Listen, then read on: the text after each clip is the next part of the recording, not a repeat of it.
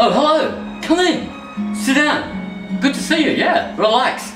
Did you get something to drink, something to eat? Okay, good.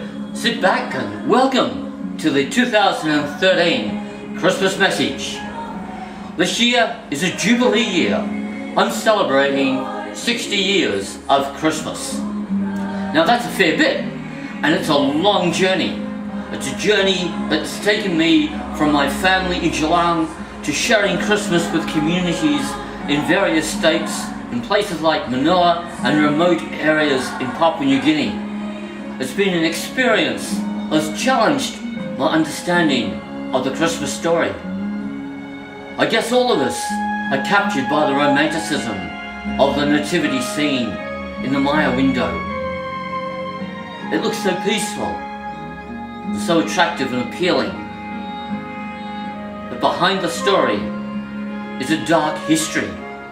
Behind the story is the reality of political exploitation, of the vulnerability of people to political power, and the need to flee, to become refugees and asylum seekers.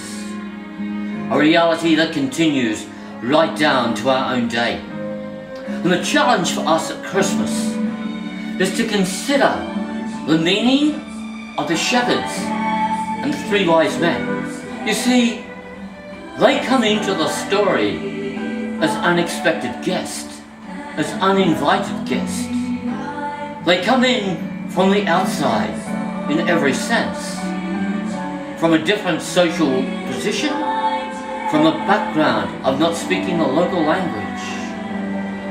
And yet the nativity story shows us a family that opens their hearts, opens their borders, and accepts the gifts of these people who come into their lives.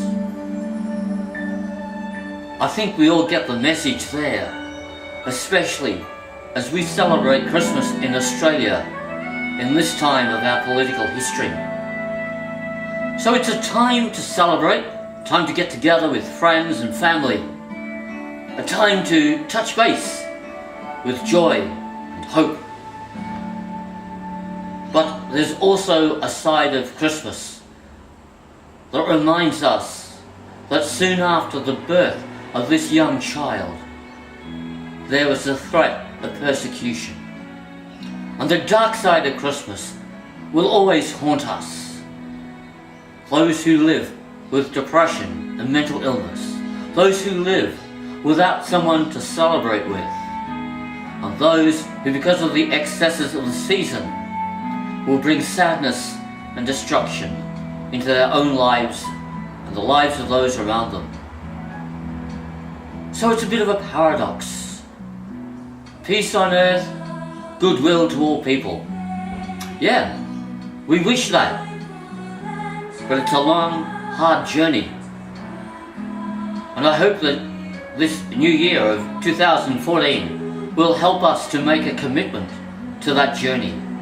You see, next year is the 100th anniversary of what we call the Great War. Unusual name, isn't it, for one of the most destructive wars in human history? But perhaps 2014 can be the year that we begin to work on the Great Peace. Perhaps it's the year we can make a commitment to non-violent living with ourselves, our families, neighbours, and all those who come to our shores. The ability to connect with each other across the internet makes this more urgent and possible. So I greet you this Christmas.